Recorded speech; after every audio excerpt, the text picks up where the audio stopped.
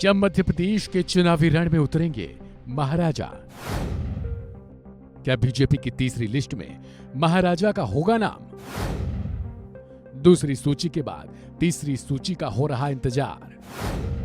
क्या एमपी के चुनावी रण में बीजेपी के दिग्गज होंगे चुनावी हथियार? मध्य प्रदेश का चुनावी बिगुल बज चुका है और सारी पार्टियां अपने अपने हिसाब से जीत का प्लान बनाने लगी हैं। राज्य में कांग्रेस और बीजेपी के बीच सीधी टक्कर मानी जा रही है, लेकिन बीजेपी ने अपनी दूसरी लिस्ट जारी कर सभी को हैरान कर दिया। पार्टी की ओर से जारी दूसरी लिस्ट में जिन दिग्गजों को उतारा गया वो सीधे चुनाव न लड़ने की इच्छा जता चुके हैं। कईयों ने तो आश्चर्य जता दिया कि उन्हें कैसे टिकट मिल गया, लेकिन अभी तक न तो महाराजा को टिकट मिला न तो उनके नाम का जिक्र हुआ। माना जा रहा था कि ज्योतिरादित्य मध्य प्रदेश की बागडोर यानी सीएम पद की उम्मीदवारी के लिए बीजेपी की ओर गए थे, लेकिन तब के समय में बीजेपी ने शिवराज सिंह को सत्ता सौंप के सिंधिया को केंद्र में शामिल कर लिया और अब इस बार के चुनाव में भी कुछ यही माना जा रहा है। लेकिन बीजेपी सूत्रों से मिली खबरों के मुताबिक कुछ मीडिया रिपोर्ट्स में इस बात का जिक्र किया जा रहा है कि इस बार के तीसरी लिस्ट में सिंधिया यानी कि महाराजा की दावेदारी हो सकती है।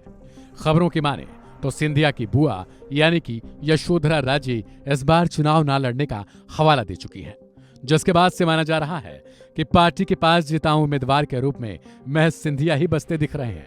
बता दें कि शिवपुरी से सिंधिया की बुआ यशोधरा राजे सिंधिया इस बार के चुनाव में स्वास्थ्य कारणों से चुनावी मैदान में उतरना नहीं चाहती हैं।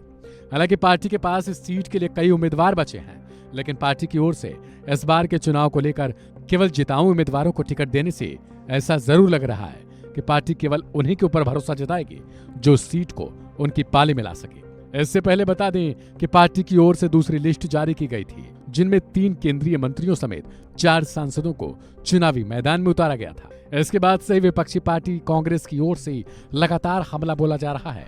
कांग्रेस ने यहां तक आरोप लगाया कि बीजेपी इस बार हार देखकर बौखला चुकी है। यही वजह है कि केंद्रीय मंत्रियों को जबरदस्ती उतार रही है, जबकि बड़े नेताओं को हार का डर सता रहा है। लिहाजा अब देखने वाली बात होगी, क्या महाराजा को पार्टी की ओर से टिकट देकर भरोसा जताया जाता है या फिर महाराजा को अभी केंद्र में ही इंतजार करना होगा।